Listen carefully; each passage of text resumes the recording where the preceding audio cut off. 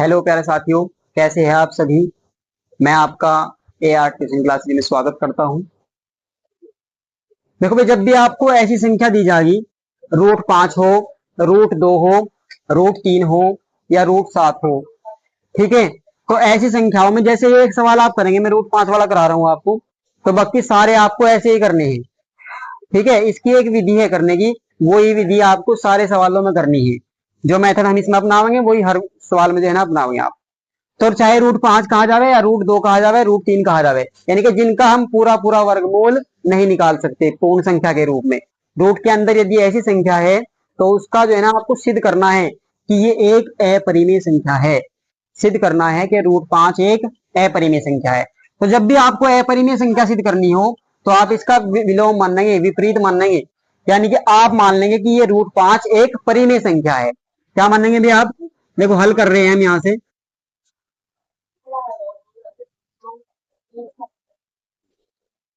माना √5 एक परिमेय संख्या है। ये हमने मान लिया भाई कि √5 एक परिमेय संख्या है, अपने से मानना है यहाँ पे। जब √5 एक परिमेय संख्या है तो आप कहेंगे इसलिए √5 किसके बराबर होगी भाई? P/Q के, क्योंकि आप परिमेय संख्या को P/Q के रूप में लिख सकते हैं। ठीक है यहां तक। जब आप P/Q के रूप में लिख सकते हैं तो P और Q कैसी होती है? यहाँ पे आप लिखेंगे जहां Q बराबर नहीं होता किसके भाई? 0 के। Q 0 के बराबर नहीं होना चाहिए। और HCF किसका? P और Q का। P और Q का वो कितना होगा भाई? 1 होगा। P और Q का यदि हम HCF निकाल ले तो वो कितना होता है? 1। और जिन दो संख्याओं का HCF 1 होता है उन्हें आप क्या कहते हैं? सहअभाज्य संख्या। क्या कहेंगे उन्हें भी? सहअभाज्य संख्या। ठीक है, तो चाहे आप यहाँ पे लिख लो कि P और Q सहअभाज्य संख्या है, या आप लिख लो P और Q का HCF 1 है। ठीक है, दोनों बात में से एक आप लिख सकते हैं। क्लियर होगी बात यहाँ से? ये सामने जरूर लिखना है। अब आप देखो यहाँ पे, आप देखेंगे भाई इधर क्या है? Q भाग में है, इधर कहीं में आएगा गुणा में। गुणा में आओगे नहीं तो आप लिख सकते हैं √5 Q बराबर P। ठीक होगा यहां तक। अब दोनों ओर का आप वर्क करेंगे भाई, दोनों ओर का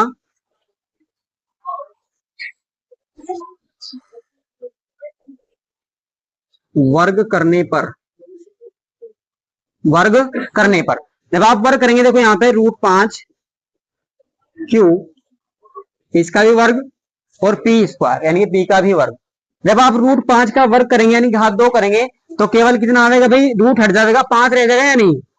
क्योंकि रूट के अंदर होगा 25 और 25 का वर्गमूल 5 होता है, तो यहाँ पे 5 हो गया।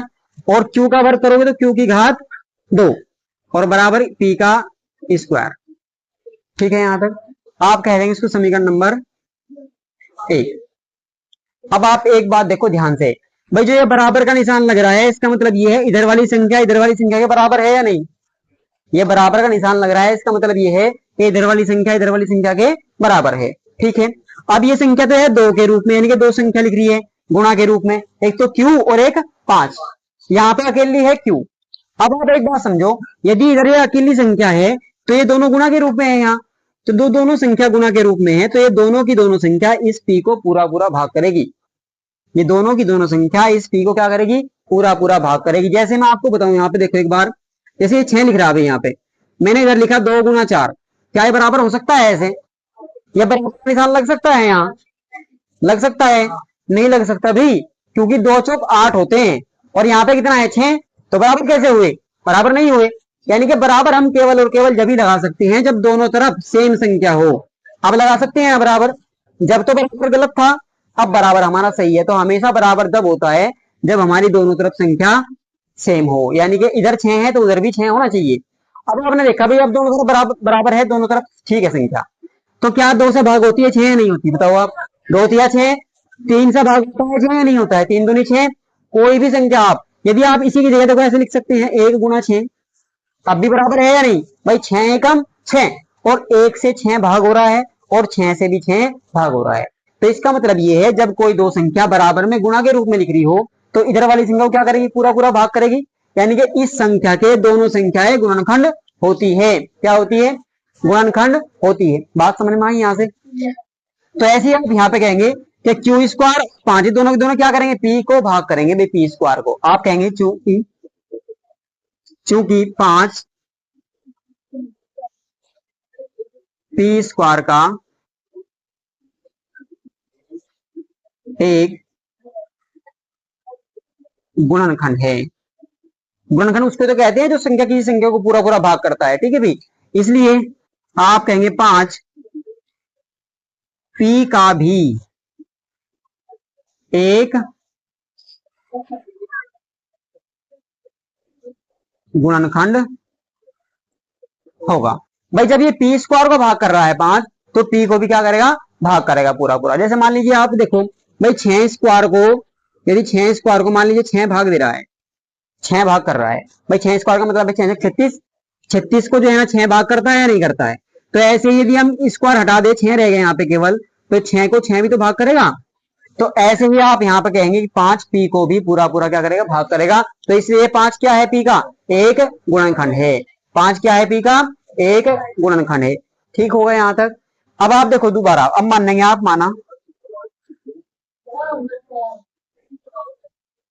माना पी बराबर, हमने कह दिया माना पी बराबर क्या है, 5 सी है। क्या है, 5 सी है। अब देखो क्यों लिखा मैंने, अब एक बार बताऊंगा मैं भी। माना पी बराबर 5 सी है, जहां सी कोई पूर्णांक है। क्या है भाई, पूर्णांक है। सी क्या है, कोई पूर्णांक है। पूर्णांक मतलब पूरी पूरी संख्या है, यानी कि 1 है, 2 है, 3 है, 4 है, 5 है, कुछ भी हो सकता है। अब एक बात समझो, मान लो पी कोई संख्या थी, समझो जैसे मान लीजिए मैंने लिख दिया पी जो है ना आपका 20 है। पी कितना है, 20 है। 20 को 5 भाग कर रहा है या नहीं कर रहा है भाई, 20 को 5 भाग कर रहा है, कर रहा है या नहीं। 5 20 को भाग कर रहा है, तो आप क्या कह सकते हैं, 5 गुना 4, 5 गुना 4, 5 चौक 20 हो रहा है या नहीं। तो इसके बराबर हो सकता है या नहीं ऐसे भाई, 5 गुना 4 20 के बराबर है। यानी कि आप ये जो 4 है इसका हमें ये नहीं पता, यहाँ पे ये 1 है, 2 है, 3 है, कुछ भी हो सकती है संख्या। 1 भी आ सकता है, 2 भी आ सकता है। मान लीजिए ये संख्या 20 की जगह 5 ही है, यहाँ पे पी का मान 5 ही दे रखा है आपको, तब भी 5 से भाग होगी, होगी या नहीं होगी। तो आप यहाँ पे फिर इसके स्थान पे क्या लिख सकते हैं, 1 लिख सकते हैं। आ जाएगा तो पूर्णांक कुछ ना कुछ, 1 2 3 4 5 6 कुछ भी संख्या आ सकती है। तो वही हमने क्या मान ली, सी मान ली। ठीक है, यानी कि पी को भाग कर रही थी संख्या 5, तो हम सी के स्थान पर कुछ भी लिख सकते हैं, 1 2 3 4 5 6 कुछ भी। तो आप कहेंगे सी कोई पूर्णांक है। सी क्या है, कोई पूर्णांक है। हमने पी बराबर क्या मान लिया, 5 सी। अब आप कहेंगे समीकरण 1 से, किससे भाई, समीकरण 1 से। देखो भाई समीकरण 1 ये रही यहाँ पे, 5 क्यू स्क्वायर बराबर पी स्क्वायर, यानी कि पी के स्थान पे आप क्या रखेंगे, 5 सी रखेंगे। पी के स्थान पे क्या रखोगे आप, 5 सी। तो आपने रखा 5 क्यू का स्क्वायर बराबर, देखो यहाँ पे पी की जगह आप रखोगे कितना, 5 सी।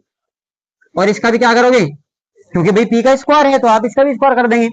ये 5 क्यू का स्क्वायर, और इधर कितना, 5 पंजे 25, और सी का स्क्वायर। ठीक होगा यहाँ तक।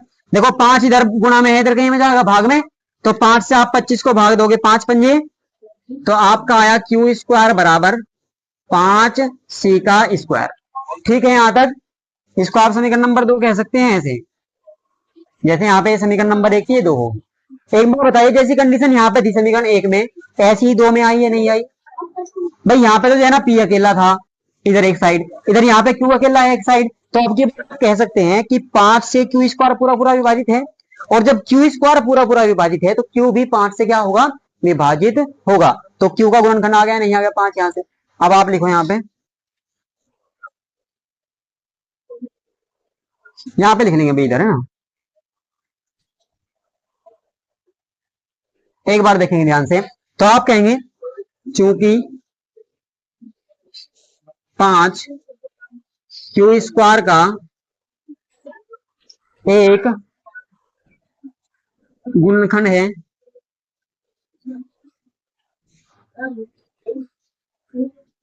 इसलिए 5 क्यू का भी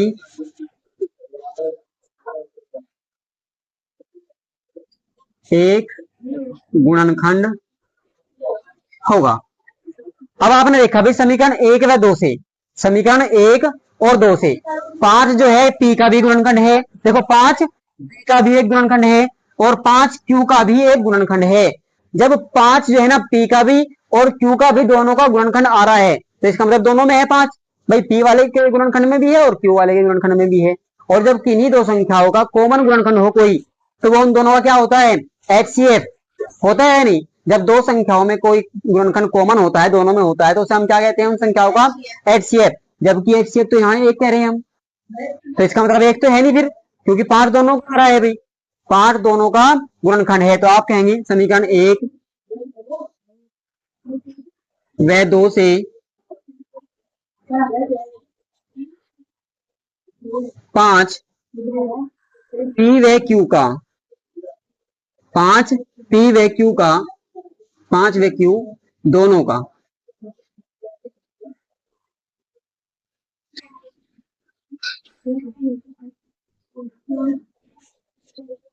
उभयनिष्ठ गुणनखंड है, इसलिए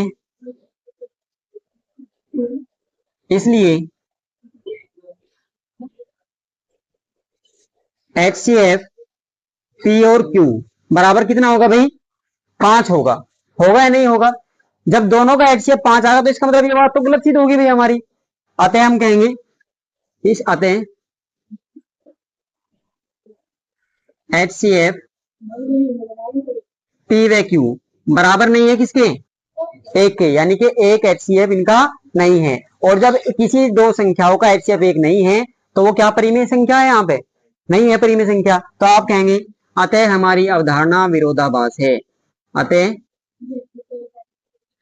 हमारी अवधारणा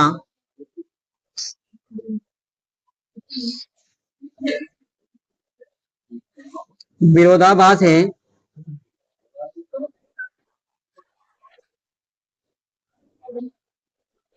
√5 बराबर नहीं है P अपॉन क्यू के, इसलिए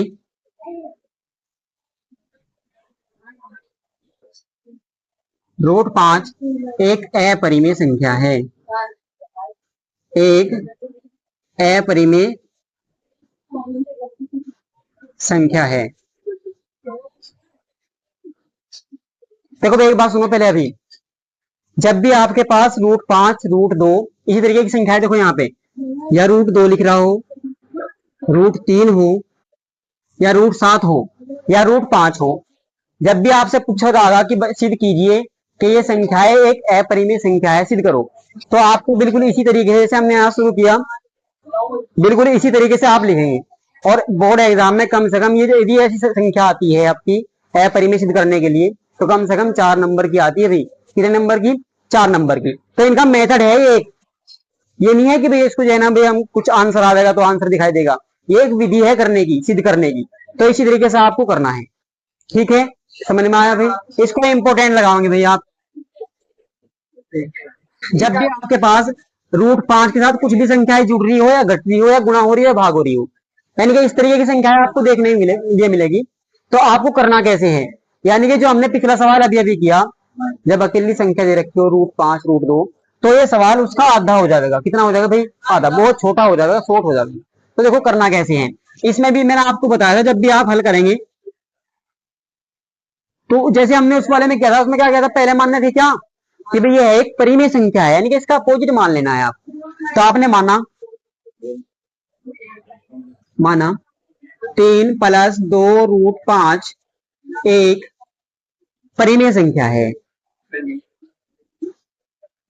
परिमेय संख्या है।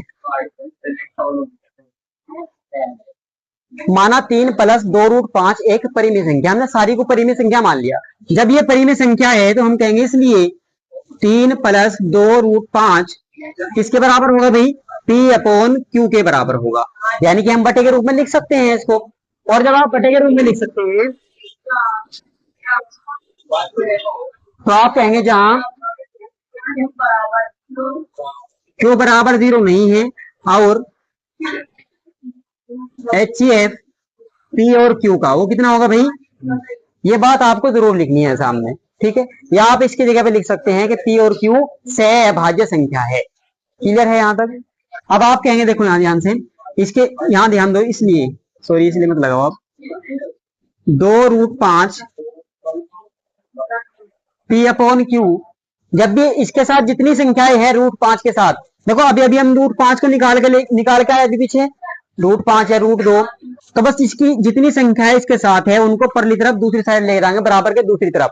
इधर प्लस का 3 है, ये इधर जाए कहीं का होगा माइनस का, तो आप लिख देंगे -3। यहां तक ठीक है भाई। अब अगली लाइन से √5, 2 इधर गुणा में है, √5 के इधर कहीं में जाएगा, तो आप लिखेंगे P अपॉन Q -3, और पूरे के बटे में भाई क्या लिखना है? 2। इस पूरी संख्या के भाग में तो आया 2।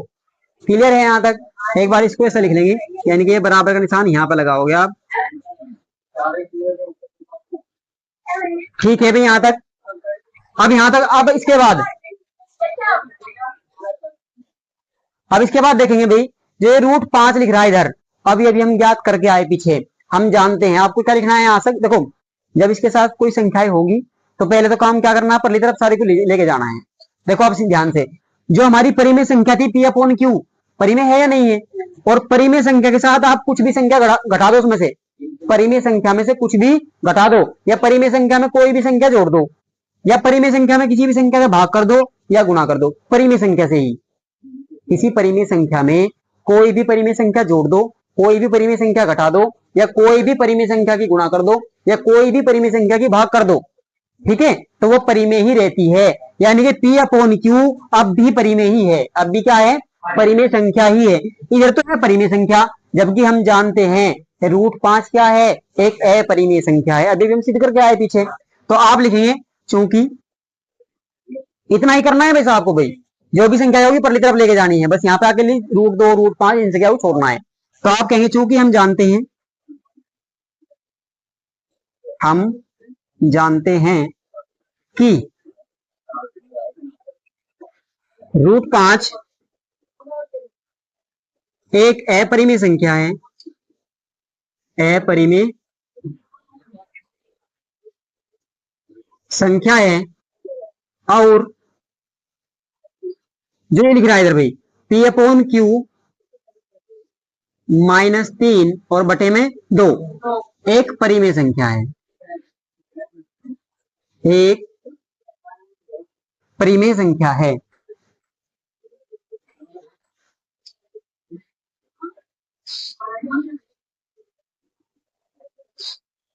एक परिमेय संख्या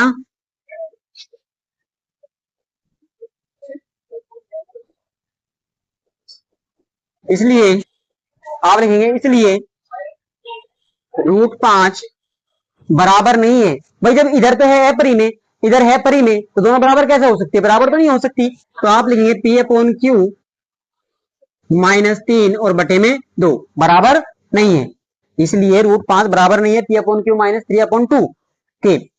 तो अतः हमारी अवधारणा, अगली लाइन से लिखना है, आते हैं हमारी अवधारणा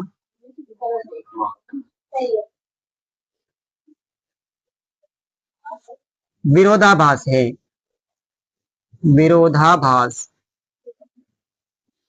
विरोधाभास है।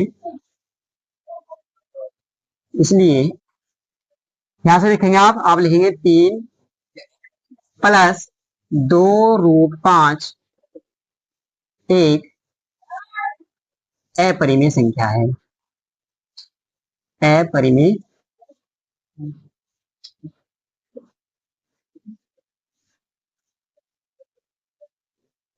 सुनो भाई, देखो विरोधाभास का मतलब क्या है? विरोधाभास लिखा मैंने, इसका मतलब ये है, हमने जो माननी थी बात, हमने मानना था कि परिमेय संख्या है, जबकि आई निकल गया क्या? अपरिमेय। भाई हमने परिमेय मानना था, आई निकल गया क्या? अपरिमेय। तो इसलिए हमने उल्टा मान रखा था, यानी कि विरोध हो गया उस बात का जो हमने कहा था, ठीक है। तो इसका मतलब ये है, आप यहां तक देखिए, ऐसा करना है, ठीक है, समझ में आया होगा? ठीक, नोट करेंगे।